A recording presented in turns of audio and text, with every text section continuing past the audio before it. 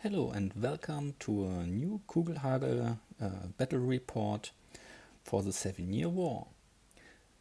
Let's start with a map. The bridge at Bridge Manor is the only way to cross a small river in the vicinity, so its possession is of vital importance. The Prussian commander has decided to send a light brigade as an advanced detachment to secure the bridge.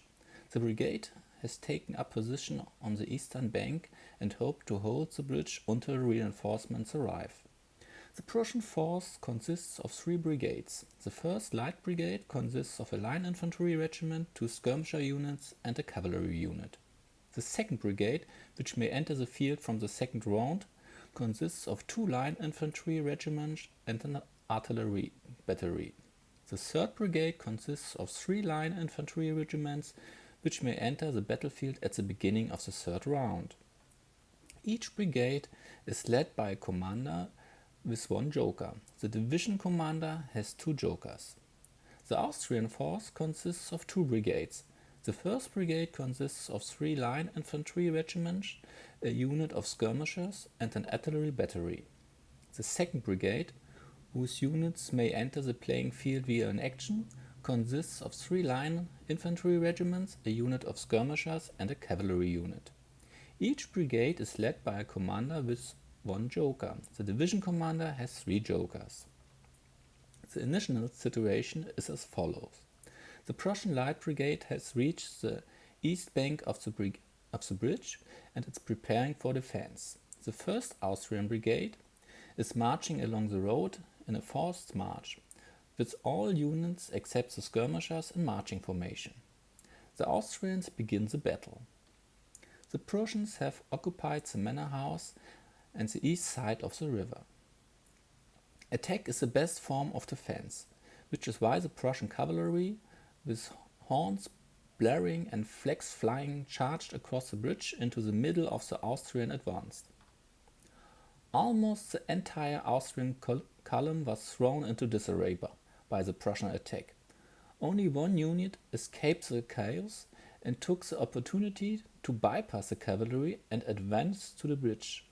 However, it suddenly found itself under fire from the defenders. Since the 1st Brigade has become disorganized, the Austrian commander takes advantage of the opportunity and throws his reserves of the 2nd Brigade into battle. Now the Prussians are aware of the danger and throw everything forward to prevent the Austrians from crossing the bridge. Time is working against them, as with every minute the Austrians bring more troops onto the battlefield. More and more reserves are reaching the battlefield. And so the first rounds end. The bridge is still in Prussian hands, but the Austrians are currently in the majority, even though the Prussian cavalry still threaten their advance. The Austrians use their reserves to open fire on the Prussian cavalry, which however emerged unscattered from the hail of bullets. And also the bridge, the Prussians succeeded in gaining the initiative and advancing. After surviving the hail of bullets, the Prussian cavalry seeks revenge, and passing between the 2 reserve units, encounters a unit in marching column, which, however, unexpectedly withstands the attack. The Prussian brigade commander could not accept this disgrace. He spontaneously joined the unit and led it to victory over the enemy unit, which was literally crushed. The momentum on the attack carried the Prussian cavalry forward into the middle of an artillery battery, which is also able to destroy it. As the Prussian commander concentrates on the Austrian advance, his opponent uses the opportunity to attack a Prussian unit on the bridge in the flank. The Austrian attack goes terribly wrong as the Prussian brigade commander realizes his mistakes, turns his horse around and joins the close combat, resulting in a narrow victory for the Prussians. The Austrians are so demoralized by the blow that they flee the battlefield in scattered groups, and the Austrian brigade commander is also taken prisoner. The Austrian unit following behind is more cautious and open fire on the Prussians from a safe distance. Exhaust them then as a result. Finally the time has come for the Prussian reserves to arrive and march to the bridge in a forced march. The Prussian cavalry was ignored for a long time, as attention was focused on the fierce fighting at the bridge, but now they are being met with fierce defense fire, which not only disorganize them, but also leaves them exhausted. The Prussians managed to position their artillery on the river bank and open fire on the Austrian cavalry, but without success. The Prussian cavalry's last hour seems to have struck when the Austrian opponents attack them from the flank. As expected, this attack is too much for the exhausted horses and the unit is completely destroyed. The Austrian cavalry use its attack momentum to advance further. This ends the second round. The first Austrian brigade is broken, because in addition to the artillery, 2 infantry units have been destroyed and the third is exhausted.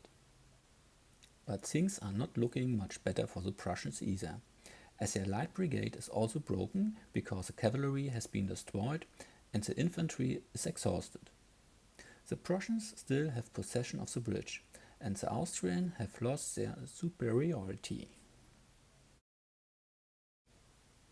The Austrians are running out of time, which is why their motto is attack or die. They managed to destroy a Prussian unit, but the Prussian commander managed to escape from the close combat unharmed. The Prussian artillery tries to get into a better firing position, but this is of no use, as their fire remains ineffective. More and more Prussians arrive. The broken unit of the Austrians is falling back.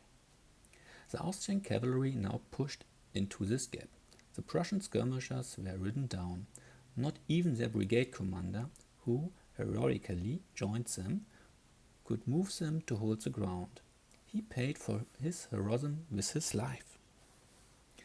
The breakthrough attack of the Prussian cavalry carried them over the bridge and directly into the Prussian security unit that had taken up position there. But this unit was also written down.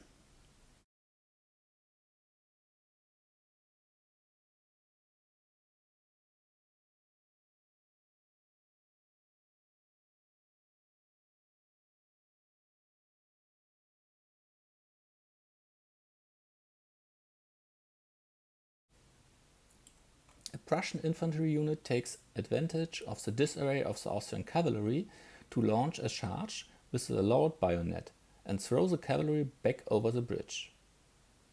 The bridge is back in Prussian hands. But not only that, the Prussians advance and establish the bridgeheads by themselves. A least desperate attack by the Austrians on the Prussian unit on the western bank almost fails in defensive fire, but the brave Austrians manage to advance to the Prussians. More Prussians reach the manor house. This is how the third round ends. Now that the second Austrian brigade has been broken and the Prussians have been able to hold the crossing, the game ends with a small victory for the Prussians, because the Austrians managed to cross the bridge for a short time. It was an exciting game that swung back and forth. The Austrians rolled very poorly in the close combat, while the Prussians were below average when it came to shooting. The main mistake made by the Austrians was that they allowed the Prussian cavalry to distract them from their goal of crossing the bridge. But they will definitely not make that mistake again next time. I hope you enjoyed this little battle report, and I would be pleased if you would like or subscribe.